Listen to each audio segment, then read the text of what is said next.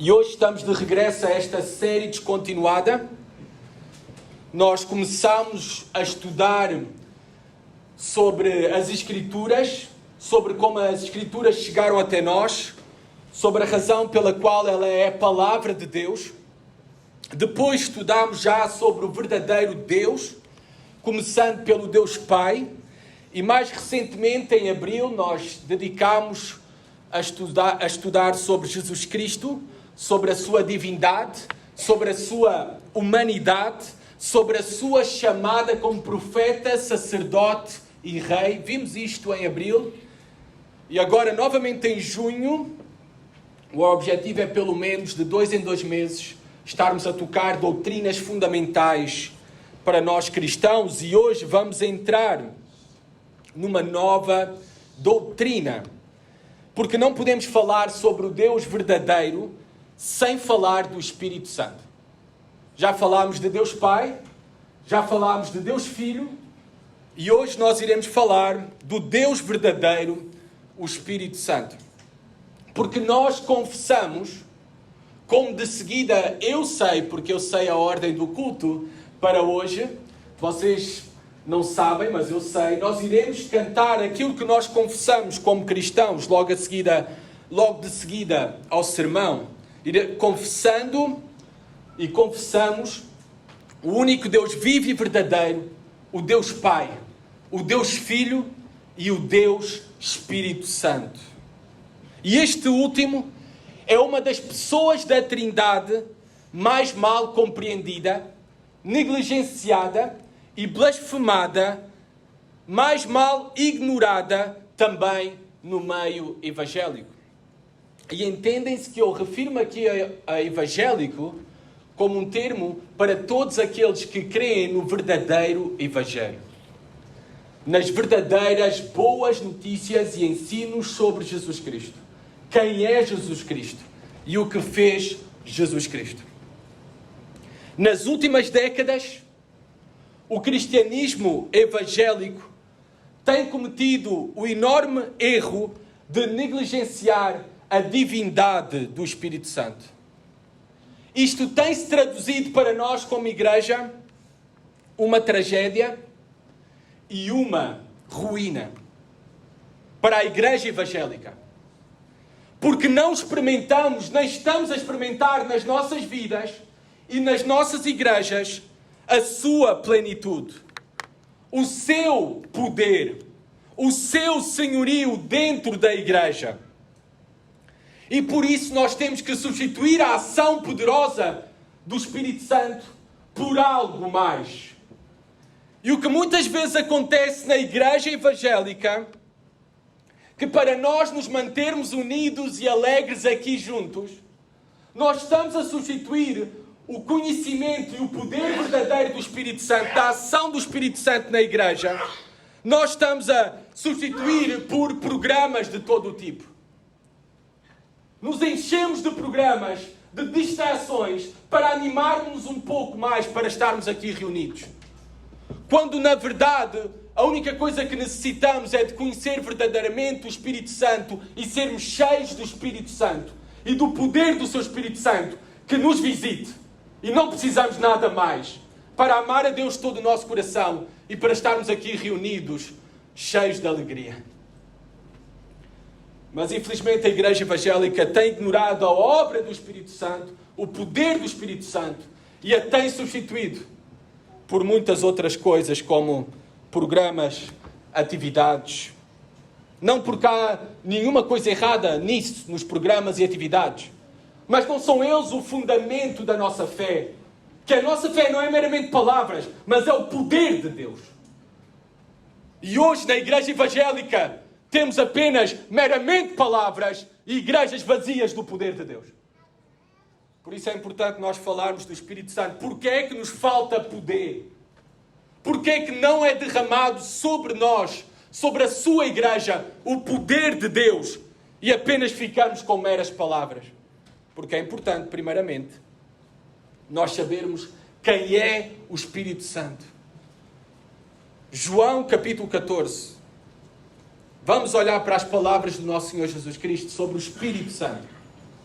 João 14, versículo 15 a 17.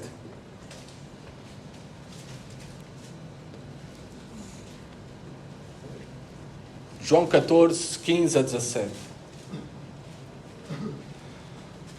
O Evangelho de João, temos Mateus, Marcos, Lucas e João. Se me amais, guardareis os meus mandamentos. E eu rogarei ao Pai, e Ele vos dará outro Paracletos, outro Consolador, a fim de que esteja para sempre convosco. O Espírito da verdade, que o mundo não pode receber, porque não o vê, nem o conhece, vós o conheceis, porque Ele habita convosco e estará em vós. Versículo ainda 26. Mas o Consolador, o Espírito Santo, a quem o Pai enviará em meu nome, esse vos ensinará todas as coisas e vos fará lembrar de tudo o que vos tenho dito. Temos várias coisas aqui sobre o Espírito Santo. Ele precede o Pai. Ele é enviado pelo Pai. Ele é enviado em nome de Jesus Cristo. E Ele é o substituto de Cristo. Cristo está presente aqui pelo seu Espírito, o Espírito Santo, o Espírito de Cristo. Em corpo Ele está no trono de Deus. Em Espírito Ele reina na sua igreja, age e atua na sua igreja por meio do seu Espírito Santo. O Espírito Santo é o Espírito do próprio Deus, do próprio Cristo conosco. E Ele foi prometido para a sua igreja. Ele está aqui e Ele habita na sua igreja. Ele age na sua igreja. Ele habita em cada um dos seus filhos. Ele é o outro Consolador, o substituto de Jesus Cristo para nós. E não é certo que nós temos, especialmente os batistões, por isso somos batistas e as doutrinas básicas dos batistas, e por isso eu posso bater nos batistas à vontade, porque estou a bater em mim mesmo. Não tem sido certo que os batistões são aqueles que mais desprezam a ação do Espírito Santo e que falam menos do Espírito Santo? Essa é uma realidade. Essa é uma realidade. Quantas pregações é que vocês ouviram sobre o Espírito Santo?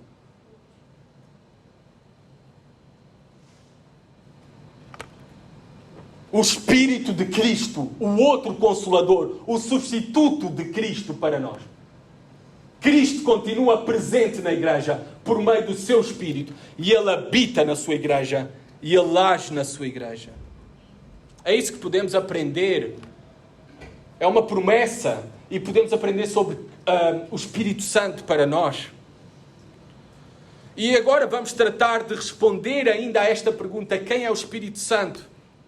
Primeiramente, esta importantíssima pergunta, porque nós o temos que conhecer. Vós o conheceis, o mundo não o conhece, nem pode conhecer, mas vós sim. Os seus filhos, sim. Aqueles que estão unidos a Cristo, sim. Porque Ele prometeu enviar-nos, dar-nos e habitar connosco e dentro de nós por meio do seu Espírito, o Espírito Santo.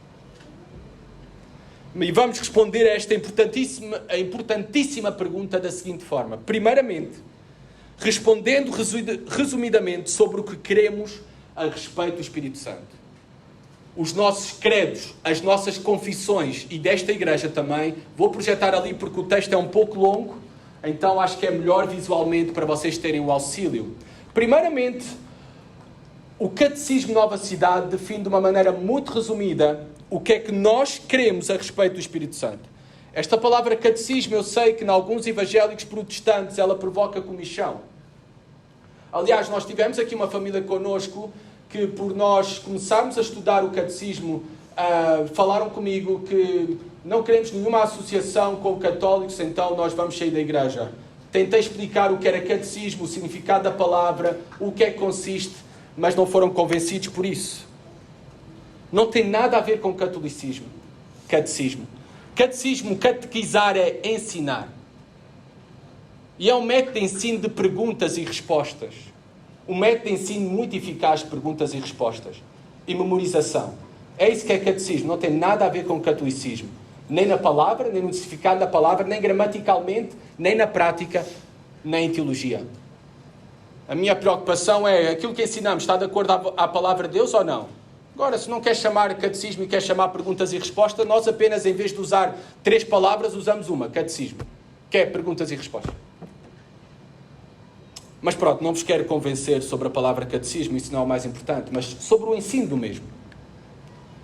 Na pergunta 36, diz o que queremos a respeito do Espírito Santo. O que é que nós queremos a respeito do Espírito Santo? Que Ele é Deus, co-eterno, coexistente com o Pai e o Filho, e que Deus o concede, o dá, irrevogavelmente a todos os que creem. Todos os filhos de Deus, todos os que estão unidos a Jesus Cristo, todos aqueles que creem em Jesus Cristo como Senhor e Salvador, recebem o Espírito Santo habita neles. Então reparem que é ao contrário do que algumas igrejas evangélicas afirmam.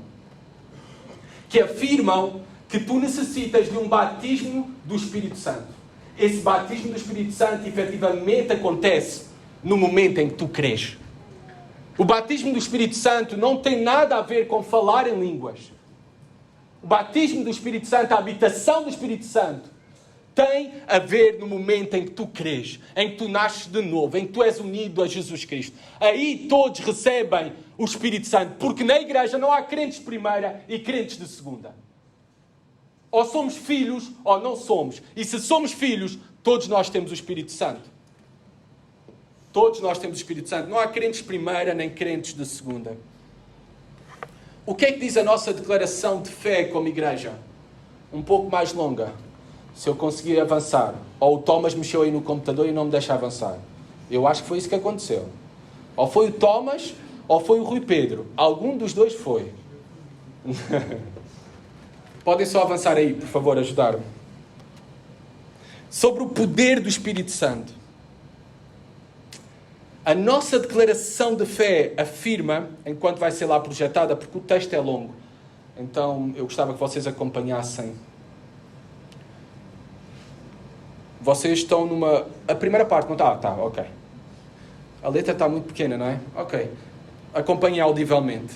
Este é o meu jeito para PowerPoints, ok? Hoje está, vocês podem testemunhar o meu jeito para PowerPoints. Nós acreditamos que esta salvação... Isto é o que diz a nossa igreja, o credo, a confissão, a declaração de fé desta igreja, sobre o poder do Espírito Santo. Nós acreditamos que esta salvação, atestada nas Escrituras e garantida por Jesus Cristo, é aplicada ao seu povo pelo Espírito Santo. Agora já não estamos a falar de quem Ele é, mas estamos a falar da sua obra.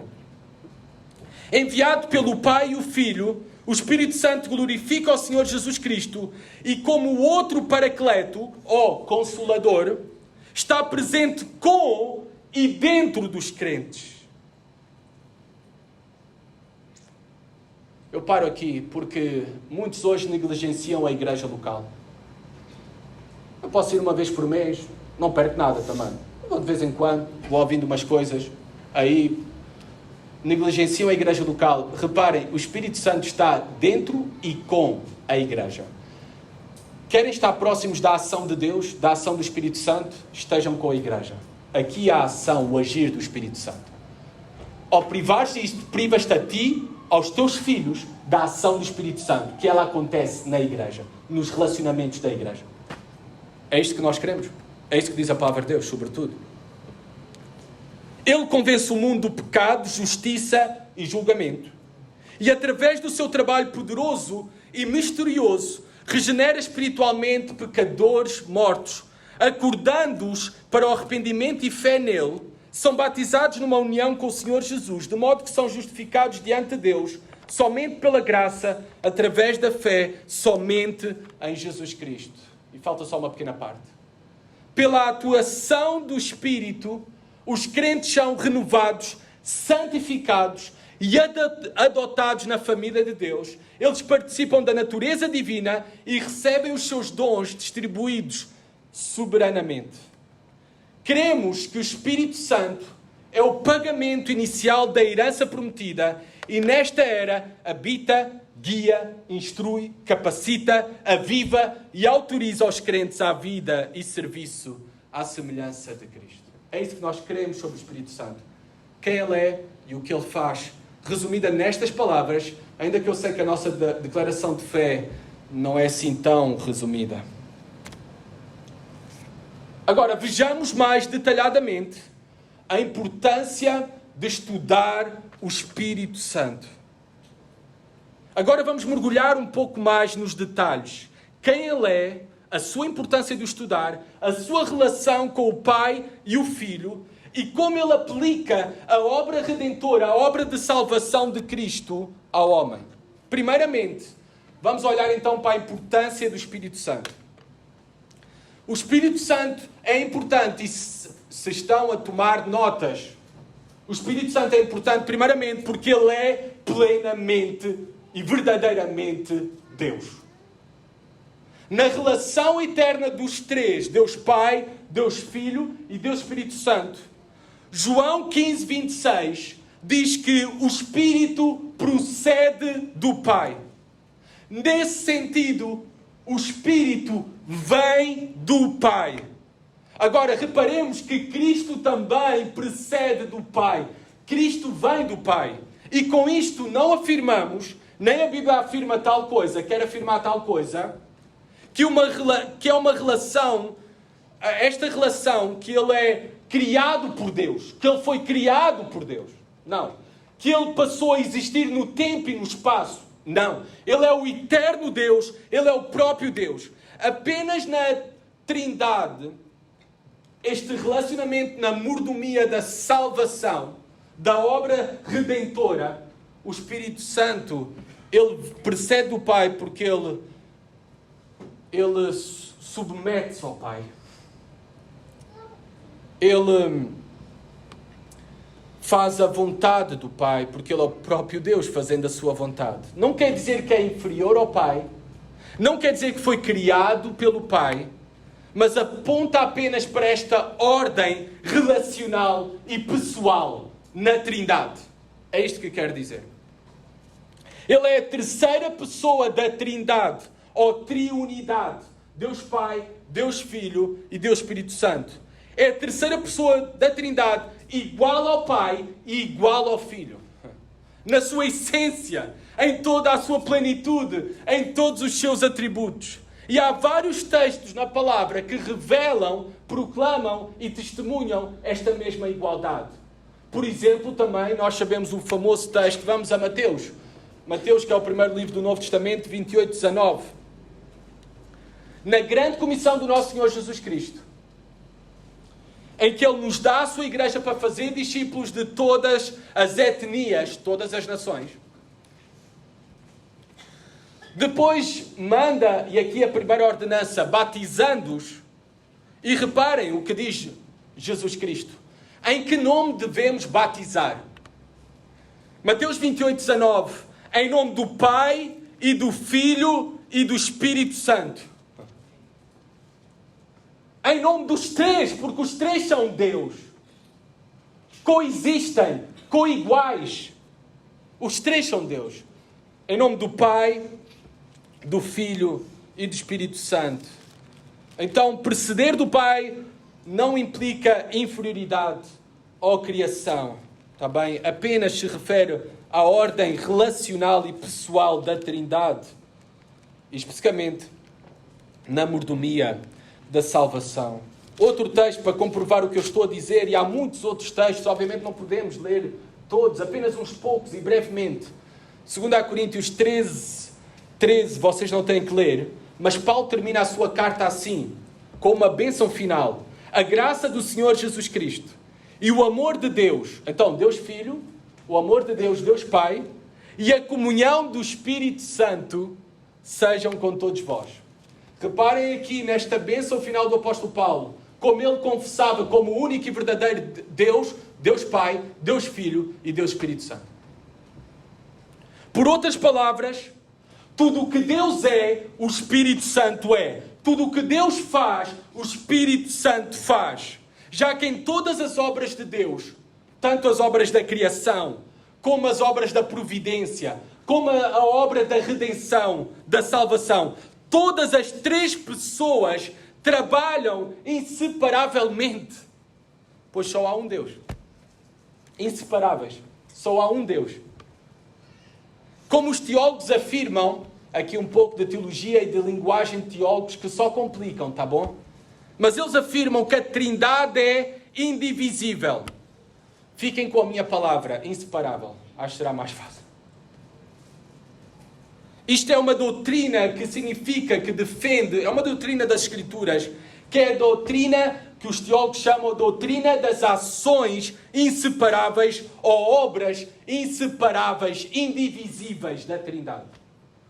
Tudo o que Deus faz, tudo o que Deus é, o Espírito Santo é e o Espírito Santo faz, inseparavelmente. Criação, providência, redenção, salvação. Não é algo como um trabalho de grupo na escola, em que cada um faz a sua parte de forma separada e depois junta tudo e entrega o trabalho final. Não. É mais o envolvimento de todos ao mesmo tempo, de igual forma, em todo o processo de fazerem o mesmo trabalho de grupo, no entanto, cada um de uma maneira específica. É mais ou menos isso. Espero que essa ilustração tenha ajudado. Aqueles que estão em exames, talvez não estão a gostar de serem relembrados da escola. A um domingo. A importância do Espírito Santo. Ele é plenamente e verdadeiramente Deus. Segunda, porque a importância de estudarmos sobre o Espírito Santo, conhecer o Espírito Santo. Ele é a manifestação da presença de Deus.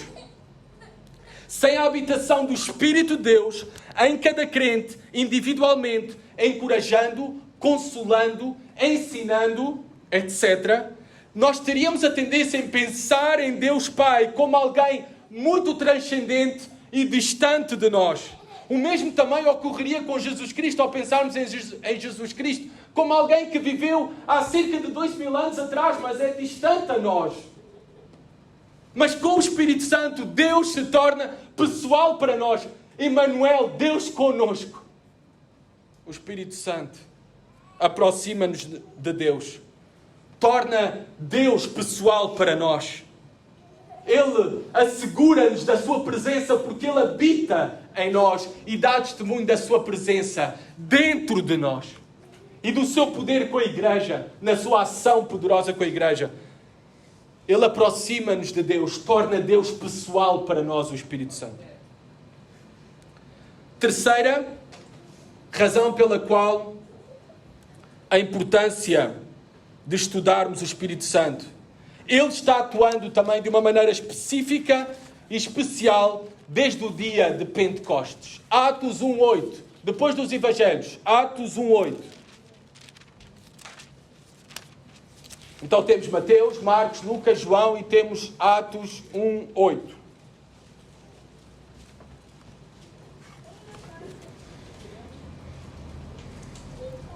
Reparem, depois da ascensão do nosso Senhor Jesus Cristo, o que é que ocorre?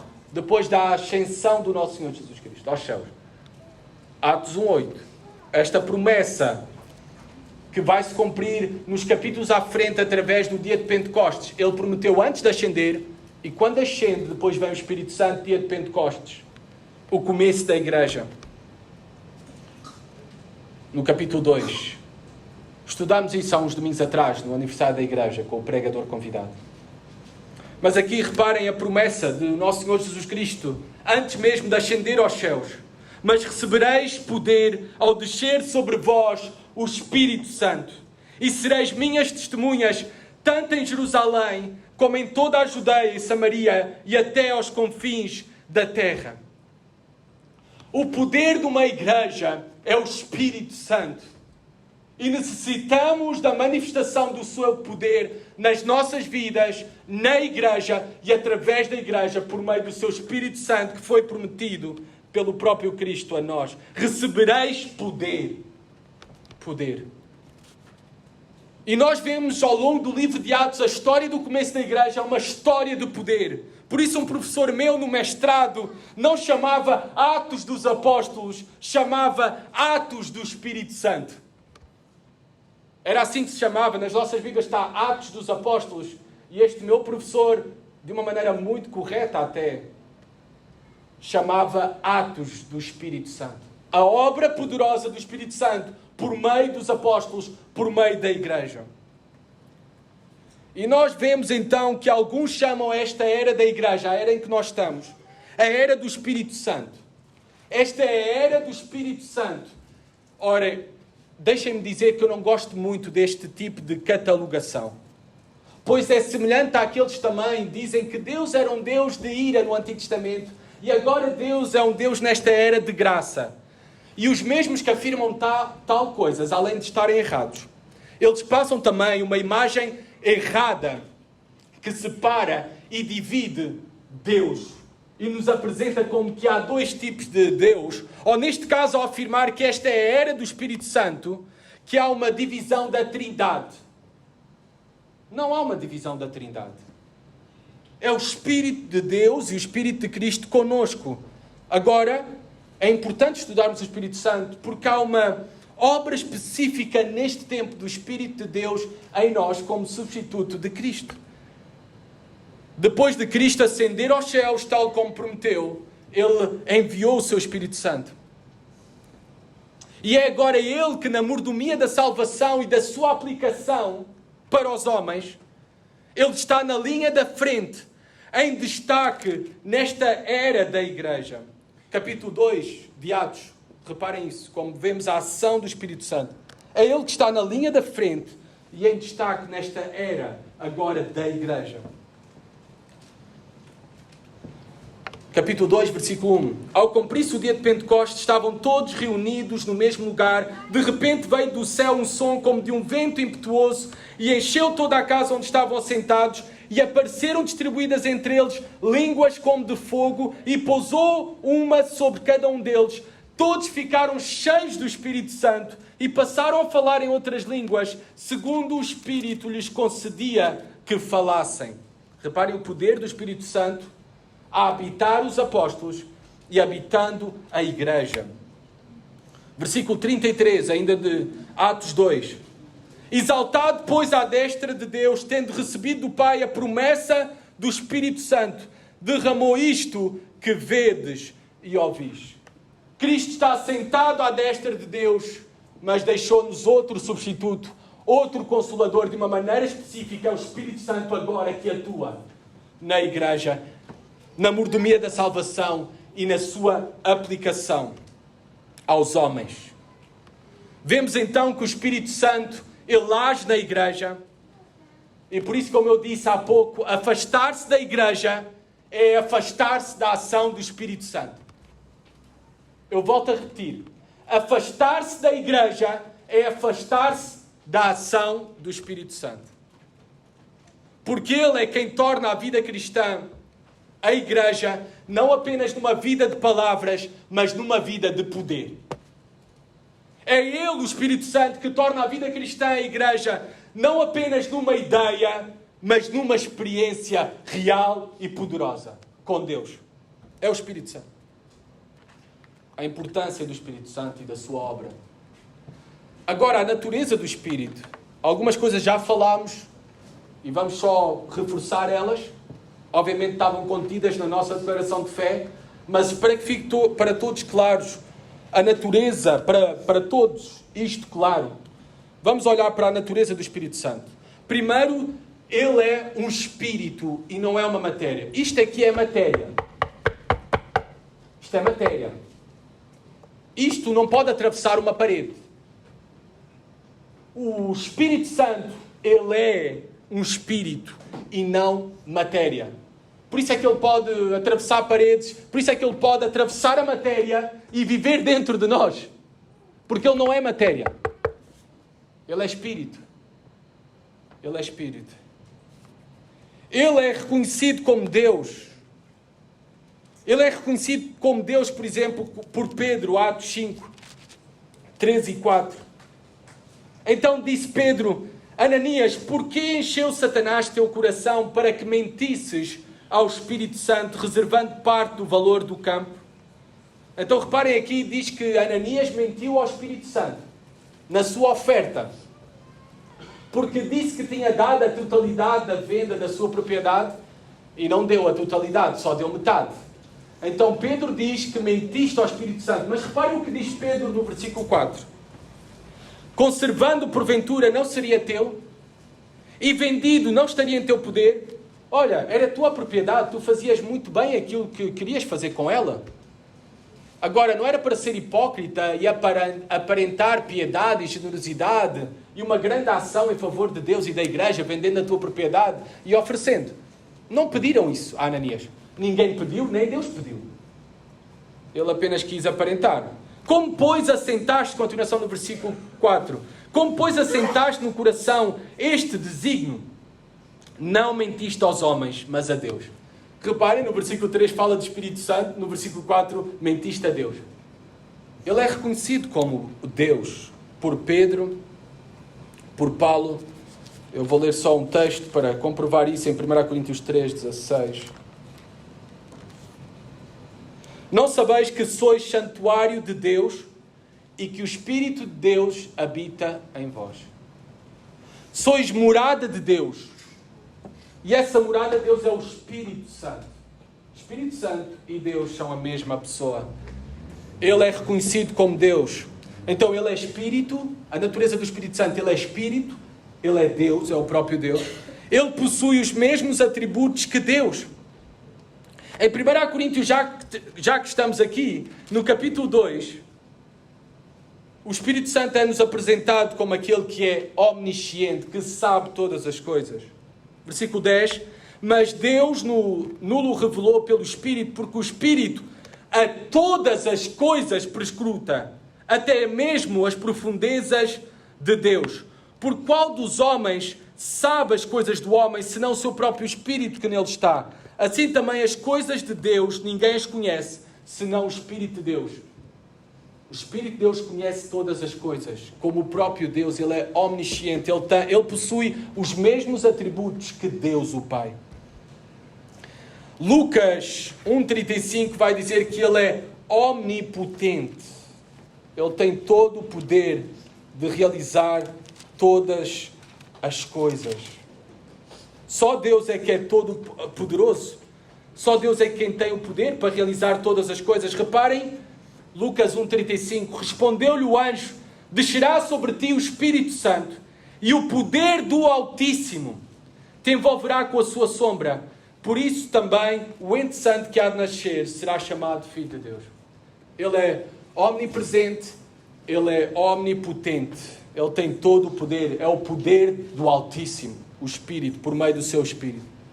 E ele é eterno, ele é eterno. Vamos a Hebreus 9,14. Eu sei que hoje, à diferença do que é habitual, não estamos apenas numa passagem, mas estamos a andar em vários textos da Bíblia. Porque assim o estudo o exige e é necessário. Hebreus 9,14. Ele é eterno, reparem. E a eternidade é um atributo que só pertence a Deus. Só Deus é eterno. Nós não somos eternos. Nós iremos habitar na eternidade, mas não somos eternos. Nós tivemos um princípio. A eternidade é não ter princípio nem fim. Só Deus é eterno. E reparem o que diz aqui o autor aos Hebreus, Hebreus 9,14. Muito mais o sangue de Cristo, que pelo Espírito eterno. Espírito eterno. O Espírito de Deus. Ele é eterno. Ele tem os mesmos atributos que Deus. Ele também realiza obras que só Deus pode realizar e que são claramente atribuídas a Deus. Gênesis 1:2, vamos ao primeiro livro da Bíblia, nós vemos que o Espírito Santo esteve envolvido na criação. Gênesis 1:2. Não foi só Deus, o Pai, o Espírito Santo esteve envolvido na criação. O que Deus faz, o Espírito faz. Lembrem-se disto. Reparem em Gênesis 1:2. A terra, porém, estava sem forma e vazia. Havia trevas sobre a face do abismo e o Espírito de Deus pairava por sobre as águas. O Espírito de Deus, o Espírito Santo, envolvido na criação. Não só esteve envolvido na criação, ele esteve envolvido na nossa criação também. Fomos criados pelo Espírito de Deus. Jó 33. Este versículo é fabuloso. Eu descobri, já li Jó, mas nunca tinha prestado atenção. Já li Jó várias vezes. Descobri no estudo para este sermão, este versículo, ou seja, que prendeu a minha atenção detalhadamente. Sobre esta realidade, que nós fomos criados pelo Espírito de Deus. Reparem Jó 33:4. O Espírito de Deus me fez e o sopro do Todo-Poderoso me dá vida. O Espírito de Deus, o Espírito Santo, me fez, me criou. Então, obras que só Deus pode realizar e que claramente são atribuídas a Deus. Ele também está envolvido na obra da regeneração, da salvação. Vamos ao Evangelho de João novamente. João 3, 5-8. João 3, 5-8. Nós vemos que a salvação é obra, a regeneração é obra do Espírito Santo, do Espírito de Deus. É Ele quem nos dá novos corações para amarmos a Deus, para seguirmos a Deus, para desejarmos a Deus. É Ele quem nos faz nascer de novo, é Ele quem nos faz novas criaturas. Regeneração implica isso. E João 3, 5-8, reparem as palavras do nosso Senhor Jesus Cristo. Respondeu Jesus: em verdade te digo, quem não nascer da água e do Espírito não pode entrar no reino de Deus. O que é nascido da carne é carne, e o que é nascido do Espírito é Espírito. Não te admires de eu te dizer, importa-vos nascer de novo. O vento sopra onde quer, ouves a sua voz, mas não sabes de onde vem, nem para onde vai. Assim é todo o que é nascido do Espírito. A aplicação da salvação, da transformação do coração e da nossa união com Cristo é feita, é realizada pelo Espírito de Deus. Ele também é, por último, o autor das Escrituras, o Espírito Santo. 2 Pedro 1, 21. Vamos lá. É um estudo da Bíblia, sistemático, teologia sistemática, em aplicação esta manhã. Eu sei que podem se frustrar a buscar aí nas vossas Bíblias, talvez demoras um pouco mais, não importa, todos nós tivemos que começar assim. Mas é na prática de abrirmos as Escrituras que nós depois vamos conhecer até melhor as Escrituras. Em papel, não é? Se é no telemóvel é mais fácil colocar lá o livro. 2 Pedro 1, 21. Diz assim a palavra de Deus: porque nunca jamais qualquer profecia, revelação de Deus, foi dada por vontade humana. Entretanto, homens santos falaram da parte de Deus, movidos pelo Espírito Santo. Pedro está a falar das Escrituras, dos profetas, daqueles que transmitiram-nos a revelação da palavra de Deus de forma escrita, a Bíblia que nós temos aqui. Não foi por vontade humana, foi vontade do Espírito Santo. Foram movidos pelo Espírito Santo, supervisionou e guiou esse trabalho de entregar-nos fielmente a palavra de Deus. Então reparem, todas as obras que só Deus pode realizar e que são atribuídas a Deus, realizadas pelo Espírito Santo, porque Ele é Deus. Então, agora olhemos para a personalidade do Espírito Santo. Isto é muito importante aqui, a personalidade do Espírito Santo. Quando Jesus Cristo se refere ao Espírito Santo, em João capítulo 16, vamos lá, João 16, o Evangelho de João, versículo 13 e 14. Reparem o que diz o nosso Senhor Jesus Cristo. Quando vier, porém, o Espírito da verdade, Ele vos guiará a toda a verdade, porque não falará por si mesmo, mas dirá tudo o que tiver ouvido e vos anunciará as coisas que hão de vir. Ele me glorificará, porque há de receber do que é meu e vos há de anunciar. Olha, não está aqui hoje a nossa professora de português, a Matilde, mas eu sei que ele é um pronome, correto? É um pronome. Há vários tipos de pronomes. Esses são aqueles pronomes básicos, digamos assim. Ele. E só a referência de Jesus Cristo ao Espírito Santo com este pronome masculino, e não faz uso da palavra grega pneuma, que é neutra, não é masculina nem feminina, é a palavra neutra, pneuma, para espírito. Nós podemos comprovar que ele está-se a referir a uma pessoa e não a uma força. Enfaticamente, o Espírito Santo não é uma força ou um poder impessoal. Ele é uma pessoa. Esta é a posição histórica da Igreja desde o seu início ao longo dos séculos, mas mais importante do que a posição histórica da Igreja, do que a tradição, do que qualquer credo ou qualquer confissão, declaração de fé, mais importante de tudo isto é o que afirma a Escritura. E a Bíblia descreve de forma diversificada o Espírito Santo com características de personalidade, com características pessoais. Ele é uma pessoa, não é uma força, não é um poder impessoal. Ele é uma pessoa. Não temos tempo, eu só vou apenas tempo de ler todos os textos. Eu vou citar as referências, porque se alguém está a tomar nota, depois pode comprovar as mesmas. Mas todas as características pessoais de personalidade do Espírito Santo. Primeiro, João 14, do capítulo 14 até o capítulo 16, nós vemos, por exemplo, até no capítulo 16, versículo 8, que o Espírito Santo persuade e convence.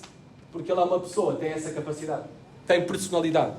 Romanos 8, 26 e 27, ele intercede. Desculpem, não estou a colocar ali na projeção.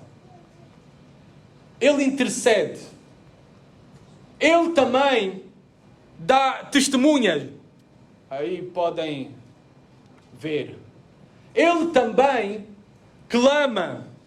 Ele também fala e informa os evangelistas e os apóstolos sobre o que fazer.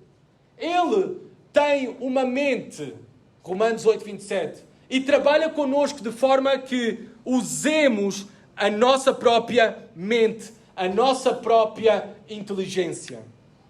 Ele é modesto, chamando a atenção para Cristo, o Filho, não para si mesmo.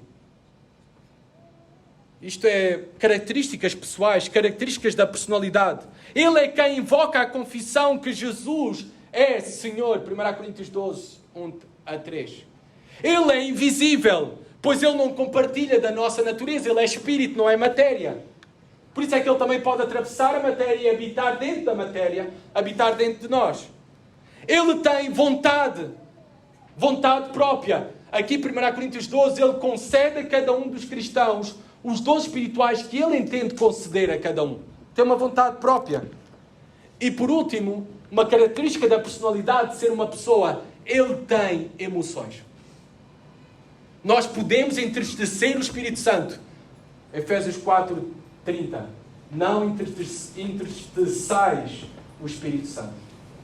Ele pode ficar triste, entristecer-se connosco. Ele tem emoções. Tudo isto é personalidade do Espírito Santo. Amados, eu sei que, de uma maneira resumida, estudamos sobre quem é o Espírito Santo, sobre a obra do Espírito Santo, sobre as características pessoais de personalidade do Espírito Santo. O que é que isto tudo tem a ver para nós, esta manhã? Tem muito a ver. Amados, a primeira coisa que eu quero que nós possamos refletir seriamente é que é possível dar continuidade a uma igreja, fazer funcionar uma igreja sem o Espírito Santo. E isso é terrível. É possível nós existirmos, uma igreja existir e continuar sem o Espírito Santo. E isso é algo terrível. Algo terrível. Porque será uma igreja onde não está o poder de Deus com ela. Que ignora e tenha um canto o Espírito Santo, negligenciando e desprezando. E por isso perde a verdadeira vida que só é possível achar e ser concedida por Deus. E perde a alegria e a plenitude de uma vida com Deus, no Espírito de Deus. Ele está aqui, amados, para nós. Ele foi enviado pelo nosso próprio Senhor Jesus Cristo. Mas podemos correr o sério risco nas nossas vidas, na nossa igreja, de o negligenciarmos tanto que já não o encontramos há anos. Que já não o experimentamos há anos. Muito cuidado com isso. E eu refleti seriamente sobre isto, ao estudar para a minha vida pessoal. Segundo, nós devemos esforçar-nos por trazer de volta o Espírito para a igreja. A ação do Espírito para a igreja. Nós devemos, através da oração e de dedicar-nos à oração. E as nossas reuniões de oração são as mais pobres.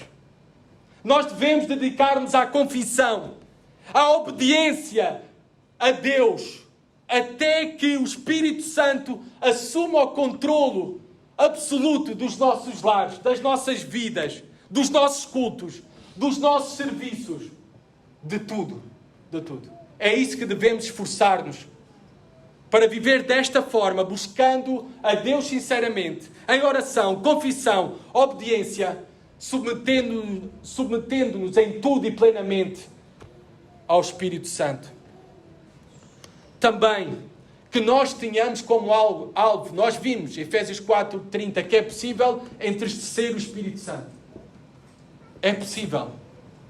Que nós tenhamos como alvo nas nossas vidas, na nossa igreja, não entristecer o Espírito Santo.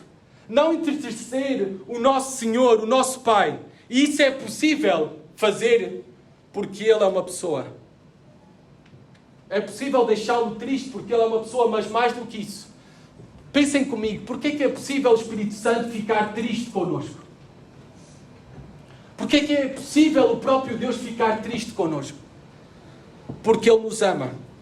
E permitem-nos dar essa ilustração para vocês entenderem isto. Porquê é que Ele fica triste connosco?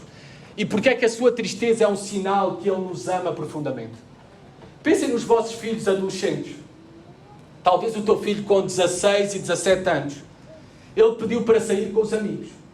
E tu lhe concedeste a autorização para ele sair com os amigos. E de repente o teu telemóvel começa a tocar. E tu atendes, é a polícia, esquadra de Odivelas. Venha buscar aqui à esquadra. Venha ter aqui à esquadra, porque temos aqui o seu filho detido. Tu chegas lá, à esquadra da polícia. Ele está lá, mas não está sozinho. Ele está acompanhado com um dos seus colegas ou um dos seus amigos. Bem, aquela cena para ti como pai ou mãe entrando na esquadra, o teu filho foi detido e foi detido porque foi apanhado a roubar. É aquilo que te conta a polícia quando chega ali. Tu vais olhar para aquele que está ao lado do teu filho e tu vais sentir que lástima, não é? Preso por isso, por roubar, detido agora, vai para a prisão. Tu vais sentir pena, mas profunda tristeza. Uma dor que te atravessa a alma, só vais sentir pelo teu filho algemado. E ao veres ele a ser encaminhado para a prisão, porque tu o amas profundamente. Deus nos ama profundamente e somos seus filhos. Por isso é que Ele pode e fica triste conosco quando a nossa vida é marcada por desobediência a Ele, por rebeldia contra Ele, por não fazer a sua vontade. E Ele fica triste porque isso é um sinal que Ele nos ama profundamente. Ele fez como prometeu após a ascensão de Jesus. Ele fez morada em nós. Deus se tornou ainda mais íntimo para nós, os seus filhos. Ele se torna mais próximo e íntimo agora do que quando Jesus andou na terra há mais de 2000 anos. Pois quando Jesus andou na terra há mais de 2000 anos, Deus estava com os seus discípulos. Agora Deus está nos seus discípulos. Não apenas está com os seus discípulos, agora Deus, após a ascensão de Jesus Cristo, está dentro nos seus discípulos. Ele fez morada em cada um dos crentes. E Ele é tudo aquilo que precisamos. Por isso, amada igreja, amados irmãos, não silenciemos o Espírito Santo. Não negligenciemos o viver para o nosso Deus. Busquemos não entristecer o nosso Deus. E assim nós iremos receber muito mais dele, em abundância, alegria, plenitude e poder. É isso que queremos experimentar, a verdadeira vida de Deus em nós e o verdadeiro poder de Deus em nós e através de nós, na sua igreja. E isso só é possível em comunhão íntima, verdadeira, profunda, com o nosso Deus, em submissão ao Espírito de Deus. Que o Senhor nos ajude, que isso seja uma realidade nas nossas vidas. É isso que te rogamos, Pai. Que não negligenciemos, entristecemos, Pai, o Teu Espírito, a Tua pessoa. E que possamos, Pai, buscar-te todo o nosso coração. E desta forma, Pai, nós iremos experimentar a fonte de água viva, Senhor, que é derramada sobre nós e que transborda, Senhor, para fora de nós. Desta única forma, Pai, nesta comunhão íntima contigo, Senhor, é que receberemos muito mais de Ti, em abundância, alegria, plenitude e poder. Faz que isso seja real nas nossas vidas, Pai, nos nossos lares e na nossa igreja. Te pedimos, Pai, aviva-nos, no nome do Senhor Jesus. Amém. Amém.